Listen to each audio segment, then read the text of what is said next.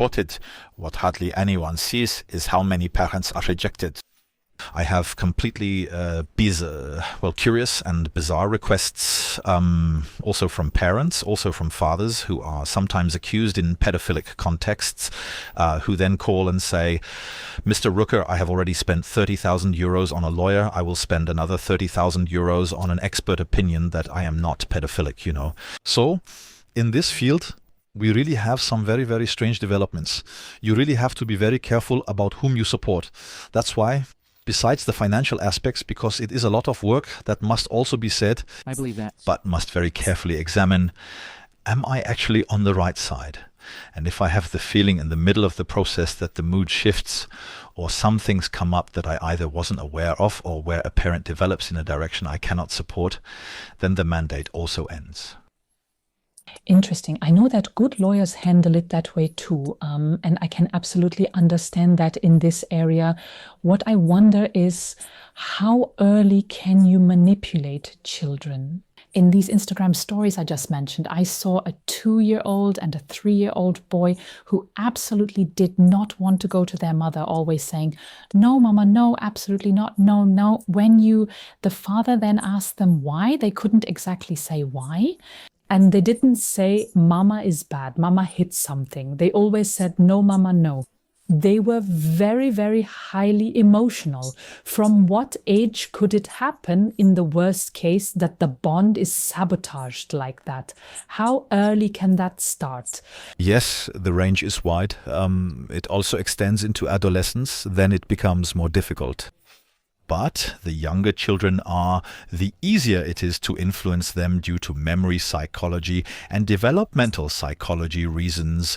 When children are young, they are not able to distinguish whether they have experienced something, dreamed something, or if something was told to them. When aversive stimuli are applied to an image, as I am also familiar with, a photo of the mother is shown or also of the father. It goes in both directions. And the child is frightened, then the child develops a fear unconsciously, which reminds me of a very unethical experiment in psychology known as the Little Albert experiment. It was an infant that was placed somewhere and then shown a rabbit. And when he saw the rabbit, they clapped loudly behind him, and he was terribly frightened. This process was repeated 2 or 3 times until what is known as classical conditioning occurred. In adult life, he did not know why he was afraid of. It was explained to him later, but it did not take away the fear. We are talking about conditioning effects. That means one stimulus triggers another stimulus, namely fear. If I threaten the children, or if I use, for example, a facial expression that is threatening or appears disappointed, then it may be that children turn away from this person when they see the picture or hear the name. It naturally goes further. There are also children who are resilient. I am also aware of cases, although very few, where one parent exerts massive influence on small children, and yet they still want to see the other parent. I know of a situation where one parent really took a very hard stance against the other, and the other parent stayed persistent even though they were humiliated during handovers and even stood in front of a closed door in another country, but they did not give up. And the child then, of course, screamed bloody murder during the handovers, somehow wanted to satisfy one side and show I do love you, but also had the task to somehow take care of the other side. So it was really grotesque what was happening there. And when that was done, half an hour later, I received the first photos from the plane, child and this parent in peaceful harmony, you know. Also, that is really a great resilience of this child, but that is rather the exception. As a rule, such processes like manipulation and influence are done quickly.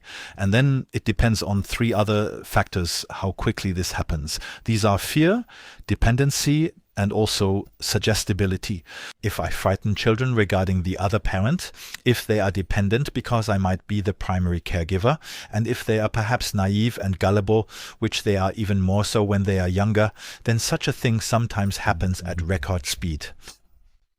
I want to call your attention to an earth-shattering change that's happening in our society that I know you're aware of. AI, are you... The example was clapping was enough. So what do you think? The few children who are resilient, where does that come from in them? Well, that is sometimes something innate. Resilience can be acquired, of course. Even in a crisis, children grow and become more emotionally resilient. But there is, of course, a biological foundation, a genetic foundation. There are children who are stress resistant. They are born that way. They are predisposed in brain architecture somewhat differently than perhaps people who are easily frightened. There are children. They also bring a high expectation of self-efficacy into life. I can do it. I can endure it. Yes, so sometimes biological processes are a factor, but sometimes it's actually already life experience. There is a nice book by a psychologist, The Interpersonal World of the Infant by Daniel Stern, which tells us that children do not come into the world as a blank slate, as a naked board that I can describe at will, but they bring a lot with them. And when this encounters environmental conditions such as stress, pressure, demands for loyalty, it can actually develop into mental resilience, but only as long as the pressure does not exceed the coping abilities, because if the pressure is too much, the children collapse, decompensate, and become ill. But yes, for some children the threshold is very high before that happens, and so we occasionally see children who grow up under strong repressive conditions but still become fully healthy members of society. So fully fledged applies to every person anyway, but without signs of stress, I know what you mean, or without mental illness, yes, but it is of course the exception. I ask this also because I would like to give viewers advice on how to empower children. Because in the end, you can actually, let's assume the worst case, you have someone who is absolutely uncooperative, the system doesn't recognize it, and the situation doesn't change. Then you can really only stay with yourself and the child and see how can I strengthen myself so that I can support and carry this child, and how can I strengthen the child. What would you really advise parents who say, I can't reach the other person, no counseling is ordered, or it was ordered, but they don't go, they don't change? What can one specifically do in their time with their child to strengthen the child for this situation? You can do a whole lot, but it doesn't really work in every situation. There are structural limits.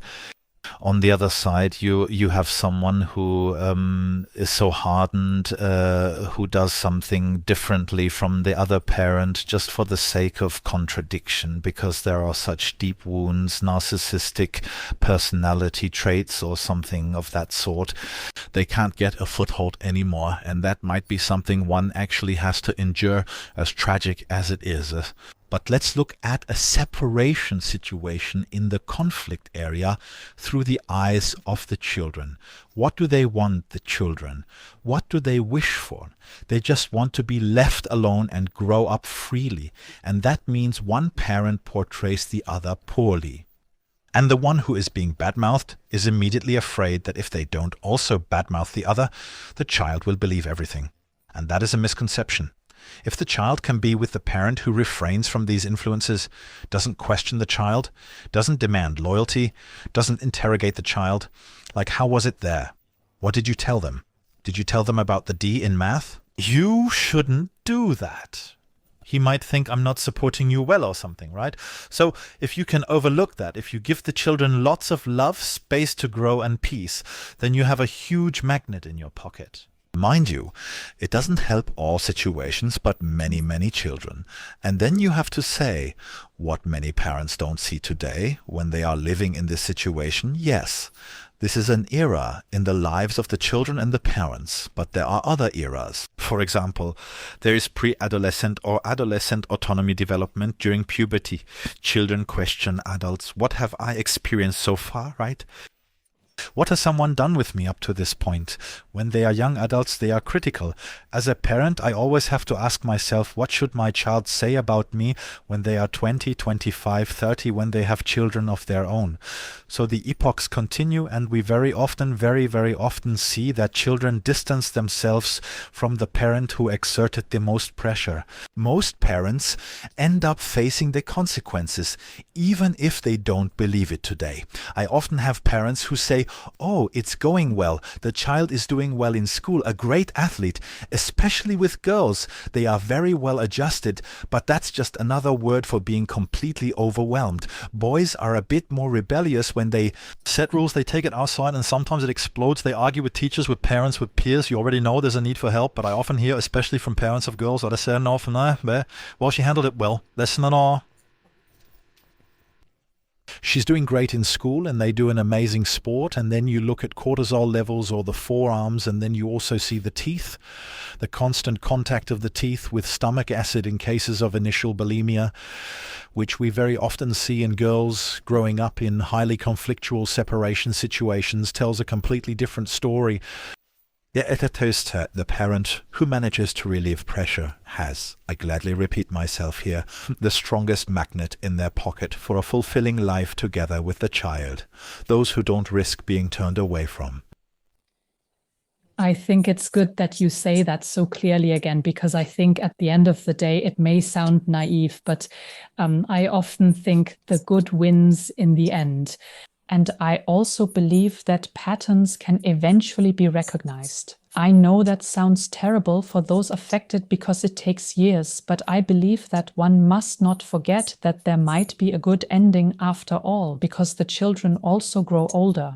And the example you just mentioned with they work so well, that made me, we are both interested in the Christina Block case.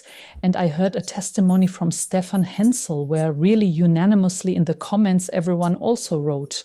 He really testified about highly traumatized children. They function with us, the children function with us, where I really thought, I'm not even in this courtroom. I'm just outside, very interested in this case. I'm not an expert either.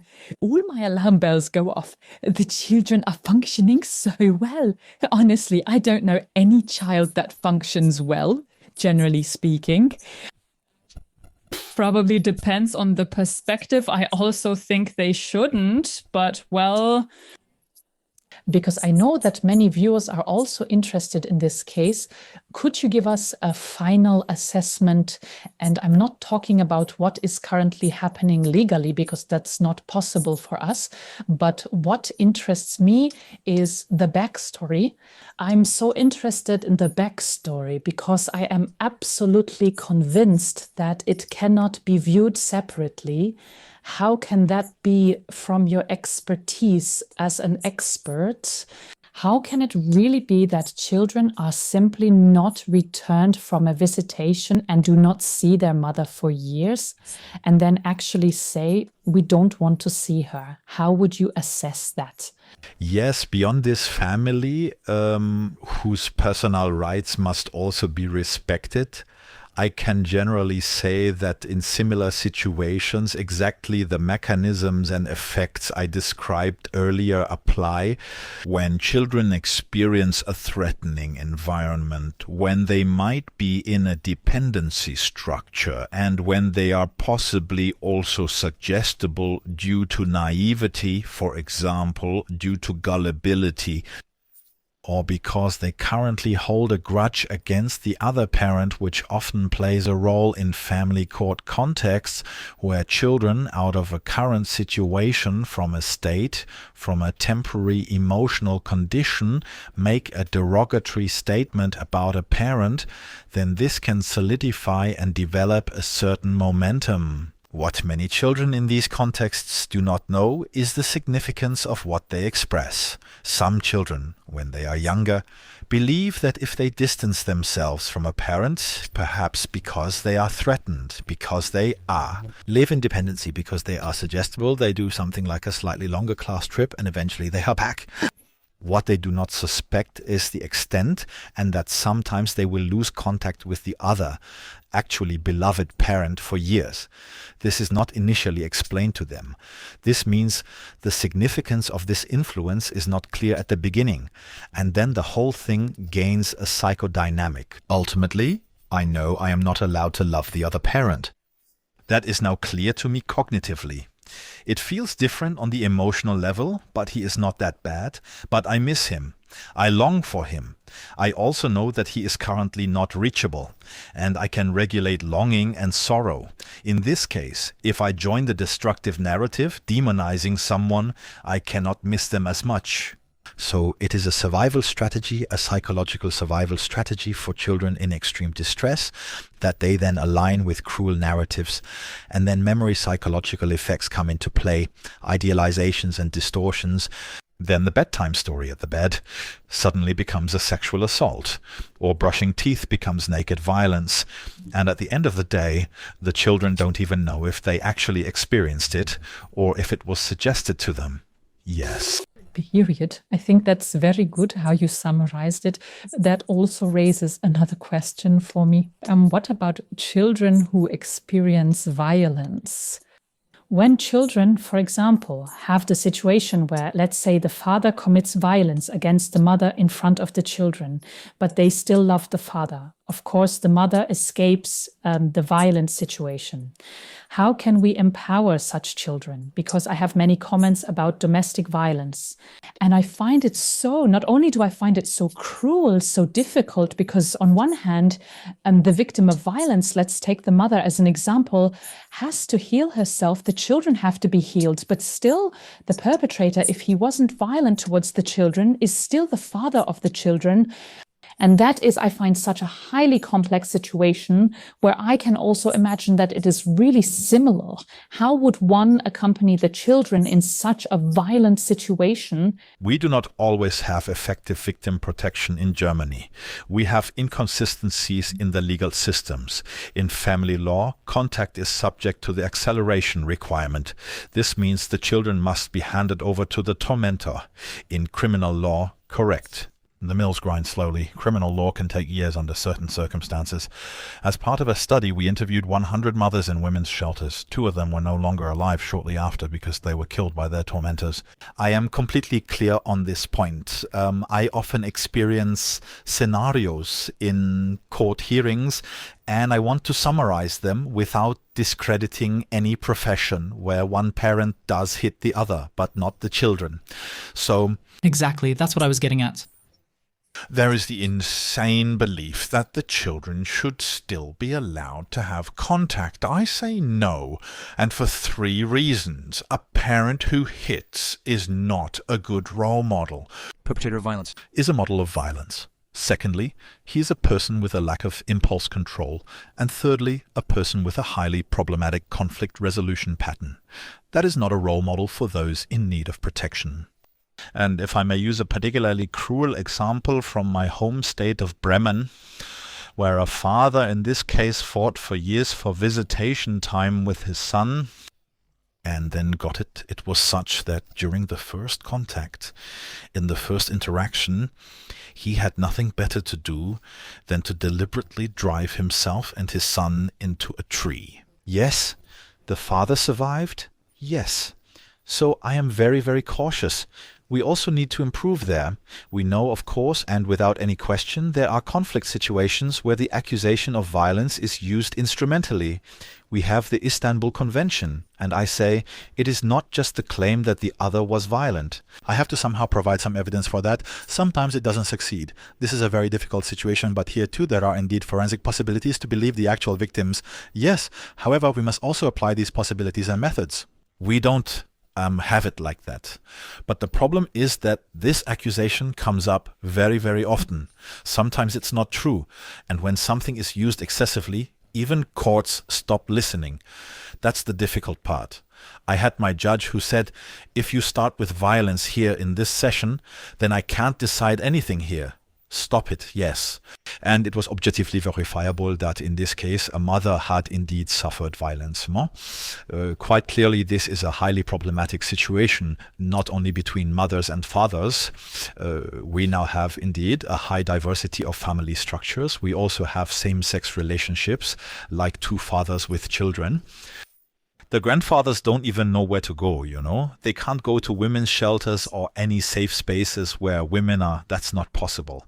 So that's a problem area we need to focus on intensively in the future, because we still have a lot of need for clarification there. I am glad you said that so clearly, because I have repeatedly heard this phrase from youth welfare officers and those affected. Yes, but he is still the father. Yes.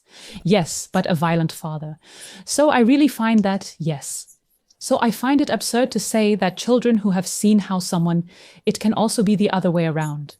I chose the father-mother example because statistically it's more common. That's why it's really absurd to assume that it wouldn't harm a child to witness violence, as if just watching doesn't affect them and then being forced to have contact with the perpetrator.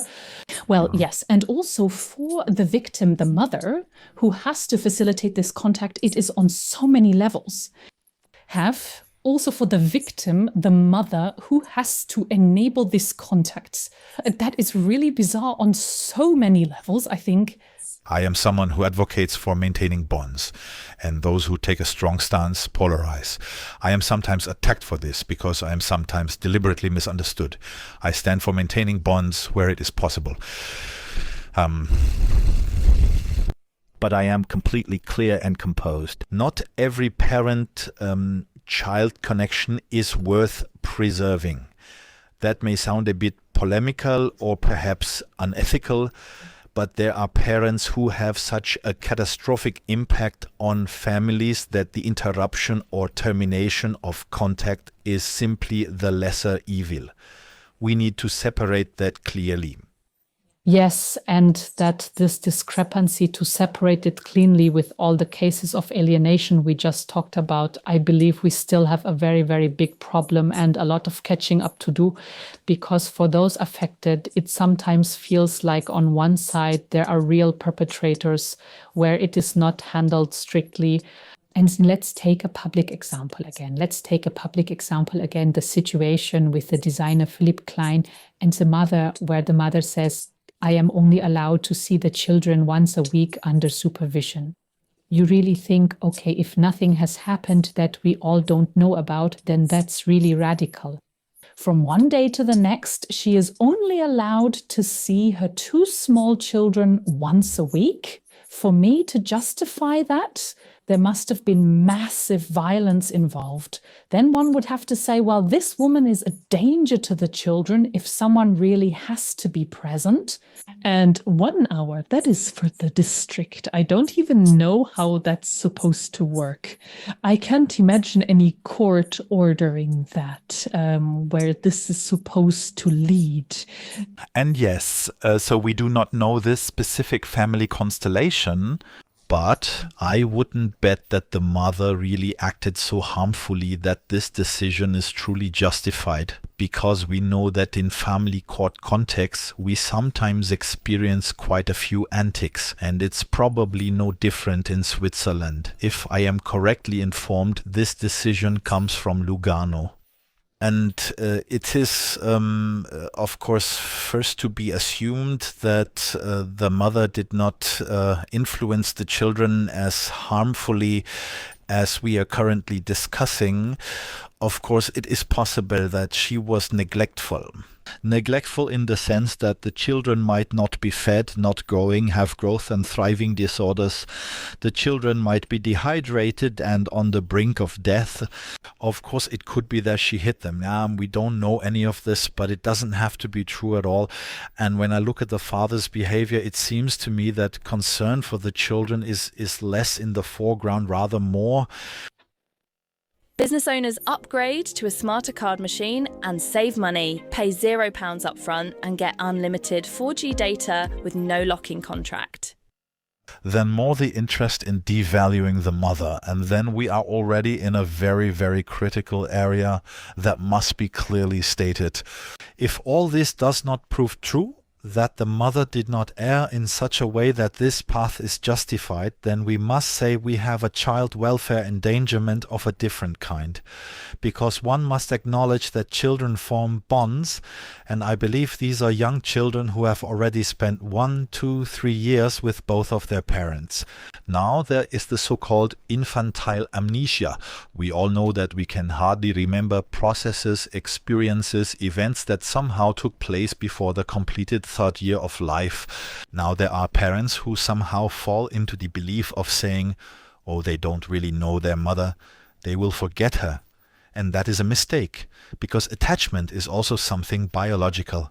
And if attachments ever break, children become highly confused. That means they show stress reactions. We see significant increases in plasma cortisol in children who experience such a break in attachment. But cortisol is neurotoxic in the system, meaning the developing brain is negatively affected. And then we have the nerve center, the amygdala, where emotional stimuli are processed. In imaging procedures, we later see in affected children that the amygdala, this network, this neural network, is enlarged compared to non-stressed, unaffected children. However, their emotional reaction, for example, to neural network is enlarged compared to non-stressed, unaffected children. However, this significantly amplifies their emotional reaction to emotional situations, for example. We have, for instance, anxieties, we have depression in these affected individuals. We see that the hippocampus, the seat of memory, is smaller because of this cortisol that constantly somehow floats in the serum, which also makes learning development more difficult. Yes, because the hippocampus is also related to academic performance and describes memory capacity. So if one believes that children, because they do not yet have consciousness or cannot remember later, can go through such a break in attachment unharmed, then neurobiology will counter, you are mistaken. Yes, fundamentally. Do not believe that. The whole thing leaves traces, not in memory, but in biology, in the experiences, behavior, and actions of those who eventually become adults. And this can unfold over the lifespan, where satisfying relationships cannot be maintained due to jealousy, fear of loss, because the depth of love is never reached out of fear of destruction, right? The adults cannot remember. They do not know why they are the way they are.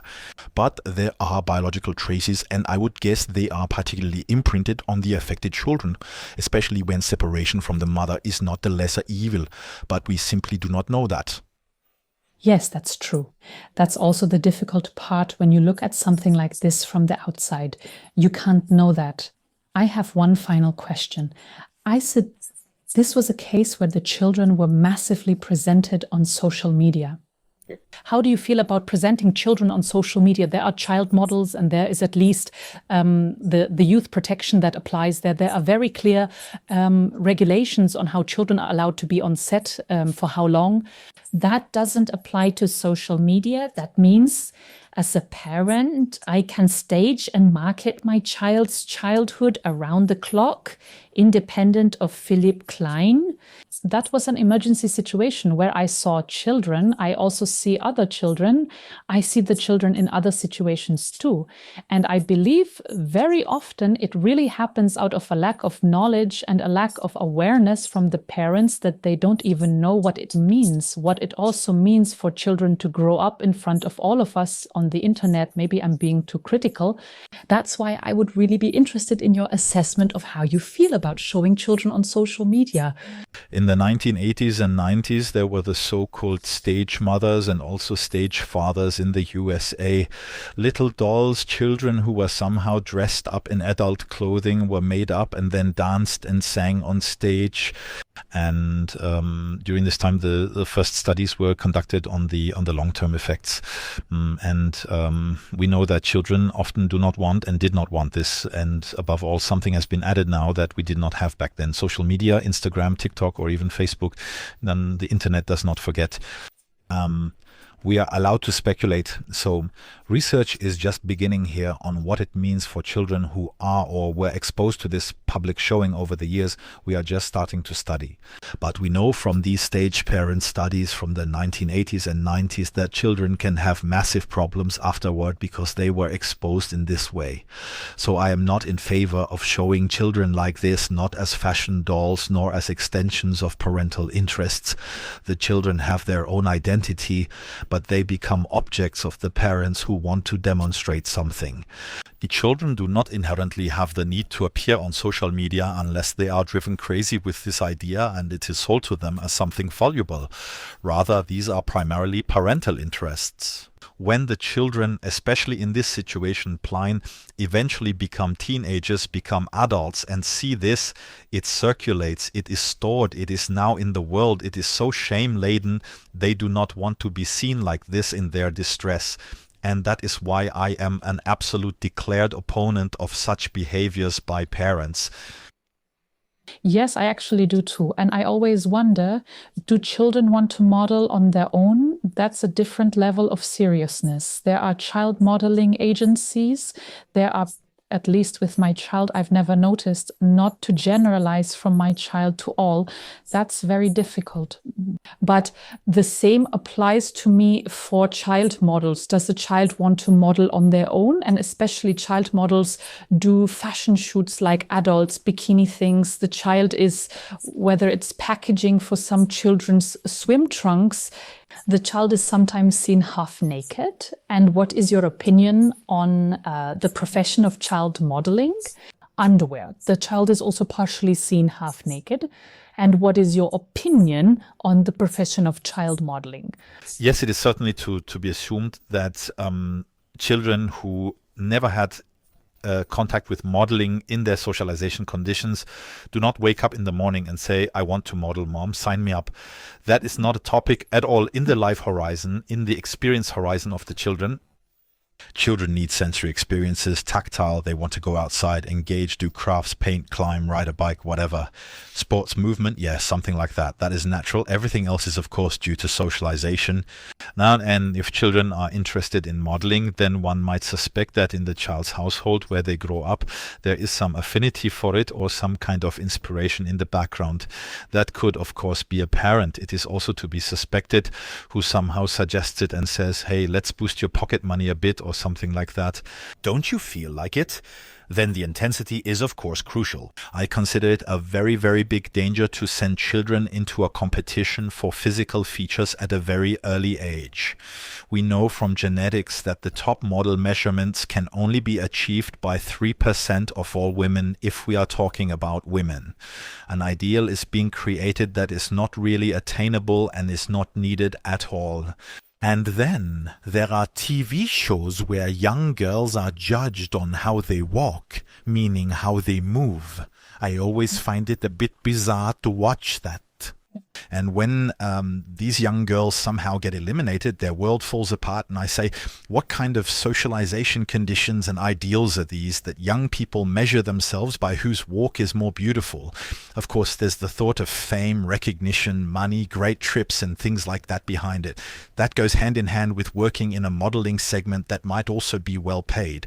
But ultimately, one must say, it is an unnatural desire and even a danger when children are sent into such a competition about appearance, movement, and so on. So I consider it grotesque and pathologically not harmless. Interesting. I can absolutely agree with that. I also used to model during my studies and often had the situation where I was somehow booked as a mother with child models, which is why I'm asking so specifically.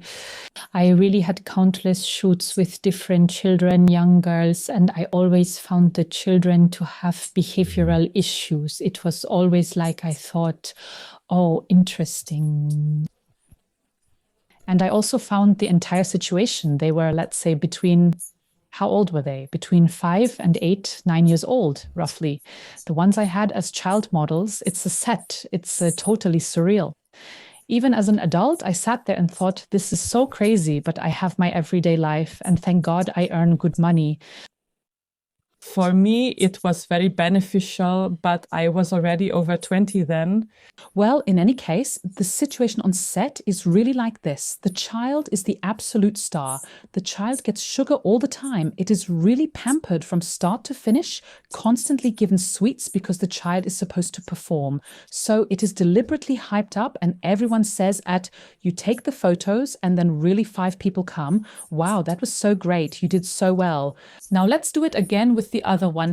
And it was really, as an adult, that it was always too loud and too much for me. It was really exhausting for me as an adult model when so many people shouted at me so loudly to somehow play happy family. And even this whole situation I found really extremely strange and always thought with the children, I don't think this is good for them. I don't think this is good for them. But I don't want to be too critical because that's my personal experience with some children. And I also don't, there are certainly situations where maybe the parents are also in the profession and the children have been involved from a young age, or children also love acting. I can understand that there are aspects where parents say, yes, that might be quite exciting for my child, but that's why I'm asking you so specifically. I believe there's a danger behind it that parents overlook. Absolutely. I also find it legitimate when someone says, as a student, for example, which is also a common situation, I earn extra money by modeling clothes. I don't find that objectionable at all. I find it objectionable where pressure is exerted on those under protection who may not understand the implications and where there is something humiliating involved. So if I apply for it, I go to a casting. That is extremely humiliating. If you can't be rejected, then other children do the match. That hurts me. It creates insecurity. I can handle that better as an adult. Also, if I'm interested in acting as a child, that has an artistic component. It has to do with expression. Of course, a child can also be rejected for a role. That's not in question. But I believe it's not as brutal. And of course, then there are also acting formats where children can simply participate without a hard casting taking place. Also, with TV, it's different, of course. In the film world, it's certainly like modeling where the intensity... Sorry to interrupt you, but I didn't mean the artistic school drama group or at Waldorf schools, where it's somehow, I clearly didn't mean that. I really meant competitive acting in front of the camera professionally through an agency. That was my approach, yes. Where constraints arise, where children are not allowed to refuse, where the idea is instilled in children that it is something highly desirable, perhaps also without an alternative. That's where it gets dangerous, because if you pursue an ideal that doesn't come true, emptiness arises. That's what many young people experience when they participate in certain formats and realize they don't make the big career.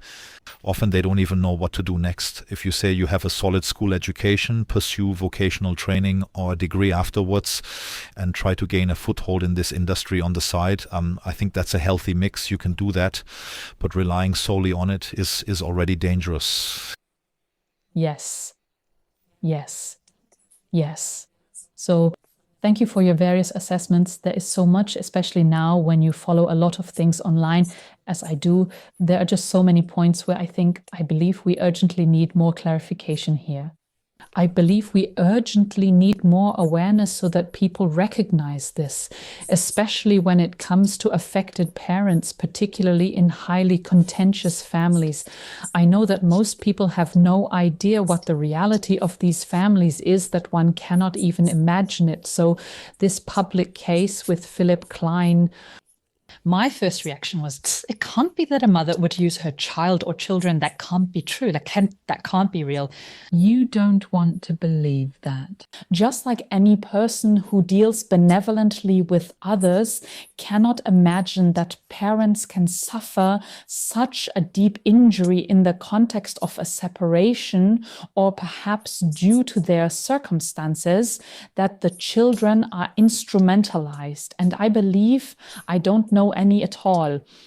I know many affected people write that it is a system and it wants to break the mothers and that's how they make money. I personally don't believe that. I don't believe there is a dubious system that has made it its mission to break mothers to make money. I do not want to accuse any youth welfare office of that. However, I believe, and that is why I am so grateful to you for the conversation, that things pursued as I do, there are just so many points where I believe we urgently need more clarification here. I believe we urgently need more awareness so that people can recognize this, especially when it comes to affected parents, particularly in highly contentious families. I know that most people have no idea what the reality of these families is, that it's unimaginable, like this public case with Philip Klein. My first reaction was, it can't be that his mother is using her children. that cannot be true. That cannot be real. You just don't want to believe it. Just like any person who treats others kindly cannot imagine that parents can suffer such a deep wound in the context of a separation, or perhaps due to their own circumstances, that the children are used as instruments. And I think, I don't know any, but I know many affected people write that it is a system and it wants to destroy the mothers. And that's how it is. They make money with it. I personally don't believe that. I do not believe that there is a dubious system that has made it its mission to destroy mothers to make money. I do not want to accuse any youth welfare office of that. However, I believe, and that is why I am so grateful to you for the conversation, that especially parent-child alienation, let's stick with that example, cannot be recognized by many actors simply because they just do not know. And that's why I find your work very, very important. Thank you very much. Thank you. Thank you for the conversation. You're welcome.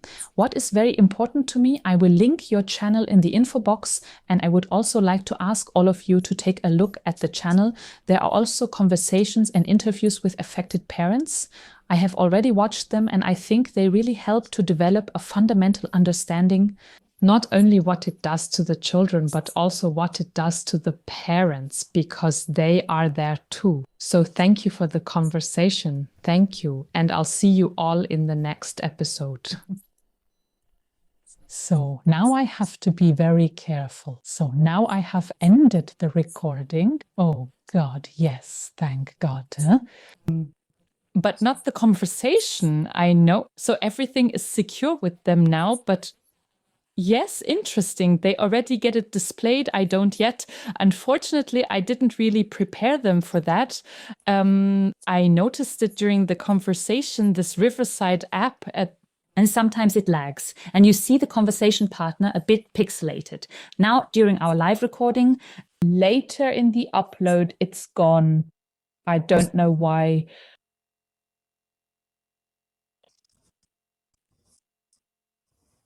Right, exactly. Yes, it changes and it's not good there either. Yes, I also suspect that I might need one soon.